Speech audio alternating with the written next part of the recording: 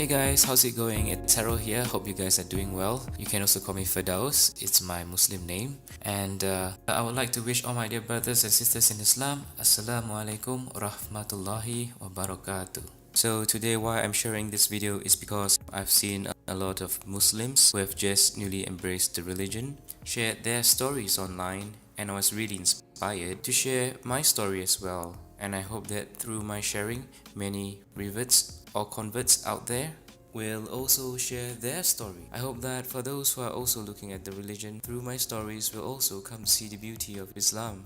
So how I came to embrace Islam. I was baptized when I was a little boy. My parents brought me to church and I've been going to church till I was 20 years old. At that point in time, I felt that that was the path until I went to Australia and I started studying about philosophy and I started to question a lot of things about life, the meaning of life, why we're here. It basically got me to look deeper into myself and to understand why did I choose to follow Christianity at a point of time. Why did I choose to believe in a God even? And I thought to myself that maybe this is all, a creation of man, that we came up with this idea of needing a supreme being to define things in life, to help us get some sense of security. And I didn't believe in God. I decided to live life based on my terms and I live my life to the fullest. I just believe in a simple philosophy that as long as I'm kind to others and I'm happy, they're happy, I will then just attract positivity in my life and I can live a happier, fulfilling life. Of course, that did not turn out how I wanted it to be. So I was having a lot of fun in Australia and until one day I got a call from my parents saying that my grandma passed away, and that got me thinking, what if there's really a God? Because as much as I wanted to bring positivity into the world and also to be happy, there are some things in life that you can't control. And that got me thinking, who is in control of death? And I realized that no matter how much I want to control my destiny in life, there's always something that I can't control. And death is one of those things. And I was really sad because my grandma was really special to me, and I was like thinking, why did God take her away from me? Why wasn't I given a chance to say goodbye? I was all the way in Australia and I had to fly all the way back for the funeral. So that got me thinking, that there has to be someone more powerful than death. And that is where I started to think there's a God.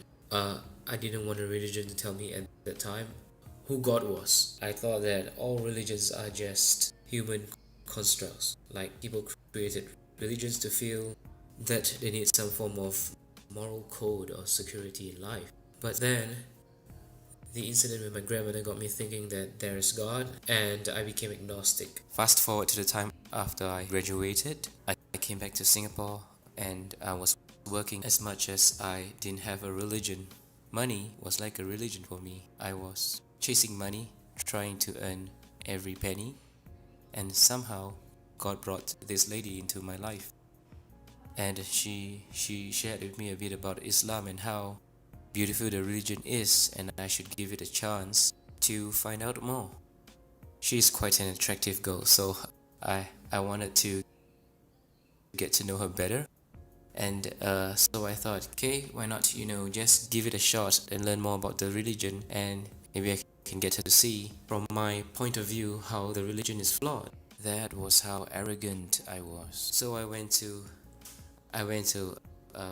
Darul Akam, which is the Muslims Converts Center in Singapore, and I was given a basic introduction to Islam. And during that time, the girl that I was dating, she basically told me to write down any questions that I have and to ask the teacher at the end of the class all my questions, and he would be the best person to advise me. So I wrote it down, I gave it a shot.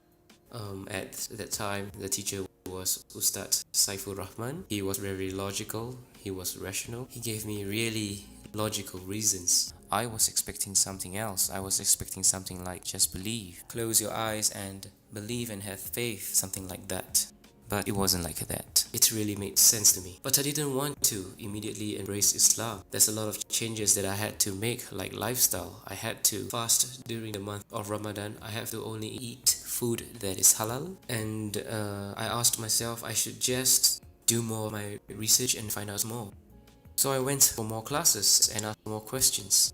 Before I began my journey to discover more about Islam, I told this girl that I was dating that if this does not turn out well, I hope we still can be friends. But I will let you know as soon as possible. I don't want to keep you waiting for me. And I hope that, you'll understand if I don't think the religion suits me. So she said, yeah, she totally understands. But she said I should give my 100% to go find out more about the religion, to ask all my questions, to come with a humble heart, and to truly want to find out about the meaning of life, truth. And I think, yeah, that is what I've been searching for my whole life. I wanted to know what is the meaning of life, why we're here, the purpose and everything. So then the month of Ramadan came. It's the fasting month for the Muslims. And I thought, okay, since if I ever want to know this lifestyle is going to suit me, I should really give fasting a shot. Maybe if I give up halfway, and then that's it, I won't waste time and I can just tell her we should go our own way, but we can be friends. So I tried to fast, and surprisingly, I did the whole 30 days of fasting. And somewhere nearing the end of Ramadan, I had a dream. This is really actually the turning point. I dreamt that I was walking towards someone who seated in the middle of the living room along a hallway. I was walking towards him, and he was sitting there patiently smiling. He had this radiant light. I could tell that, he's just a person and a kind soul. And he was just smiling at me directly, and he said, "Brother, when are you going to be part of the family?" And I woke up. Initially I thought, this been studying too much about the religion, I might be getting my head too far in that it's probably acting out in my dreams. But on the same day, I had a friend call me out for dinner. His name is Ibrahim, and that's when I had dinner with him, and he said, "Hey, I heard that you've been going to that Muslim convert center, studying about the religion and understanding about Islam. So when are you planning to be a Muslim, brother?" So I thought this must be a coincidence, Just when I had a dream and my friend asked me out for dinner and he asked me the same question, I was still quite stubborn, thinking that this is just pure coincidence. And I went on with my daily life, but the same dream happened again. And this time I remember the exact day and time. It was a Saturday morning around 9:30. I had the same dream and I woke up and I said to myself, "No, this can't be happening again, it must be something. Or someone is telling me something." And I decided at that point of time to test God. I said a prayer before I started to ask for directions in life, So I sat down, I just closed my eyes. I put my hands together like this and said, "Dear God, I know you exist and you're the most powerful. And you can make anything possible. Because I truly and fully believe in your supremacy and power, you can most certainly show me the way in life and the truth. And I seek your infinite wisdom and power to show me the way. Please, with all my heart, I sincerely seek your help in this. Please, let me know if, is Islam truly the religion for me? Or should I just go back to being who I was?" I said, "I'm going to test you. Unfortunately, I'm going to take a Bible and a Quran and put it beside me. I'm going to randomly flip those pages 3 times. And the first thing that I see, it has to be crystal clear, a message for me, saying to me, this is the truth, this is the way, this is who you should follow. It has to be that simple. So I'm going to start with the Bible because that's where I started. I was baptized, so I'm going to start with the Bible. So I picked up the Bible and I randomly just flipped the page. It wasn't the first page, it was somewhere in between. And it just did not tell me a very clear picture. I had to decipher and to read everything in between and come to a conclusion and all. I said, okay, this is not what I want. I want something clear, like this is it. So I closed the book and I randomly flip the next page, like somewhere in between, a few more pages down. It's totally random. And again, I did not see an answer. So I did 3 times. 3 times and I wasn't given an answer. I put the book aside and you know what? It's time to give the Quran a chance to tell me. Next thing I did was I randomly closed my eyes and opened the book. And the first thing I saw was this verse from Surah Al-Hajj, verse 54. أعوذ بالله من الشيطان الرجيم بسم الله الرحمن الرحيم